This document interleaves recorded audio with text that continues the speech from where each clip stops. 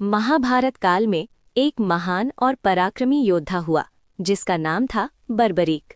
वो महाबली भीम के पौत्र और घटोत्कच के पुत्र थे। बचपन से ही बर्बरीक अत्यंत शक्तिशाली, साहसी और भगवान श्री कृष्ण के अनन्य भक्त थे। उनकी भक्ति से प्रसन्न होकर श्री कृष्ण ने उन्हें 3 अमोघ बाणों का वरदान दिया, जिनकी शक्ति अपार थी। इन बाणों के बल पर बर्बरीक अकेले ही पूरे युद्ध का परिणाम बदल सकते थे। बर्बरीक ने एक संकल्प लिया था कि वो युद्ध में सदैव कमजोर पक्ष का साथ देंगे ताकि धर्म की रक्षा हो सके। जब महाभारत का महासंग्राम आरंभ होने वाला था, तब बर्बरीक भी युद्ध देखने और उसमें भाग लेने के लिए निकले।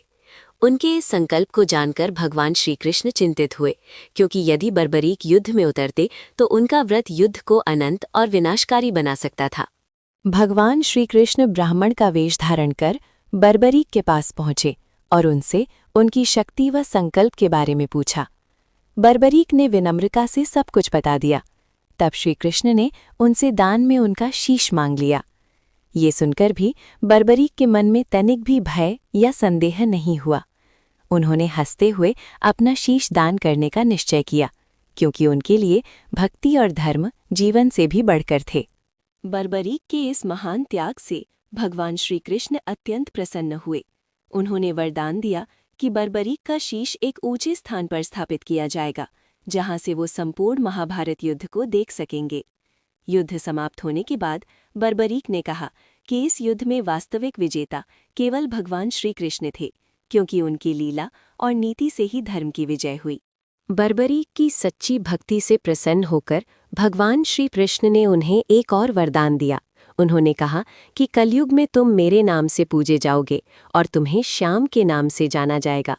जो भी भक्त सच्चे मन से तुम्हें पुकारेगा, उसके दुख दूर होंगे और उसकी मनोकामनाएं पूर्ण होंगी। कालांतर में बर्बरीक का पवित्र शीश राजस्थान के खाटू नामक स्थान पर प्रकट हुआ। वहीं खाटू श्याम बाबा का भव्य मंदिर बना। आज खाटू श्याम बाबा को कलयुग के देवता कहा जाता है।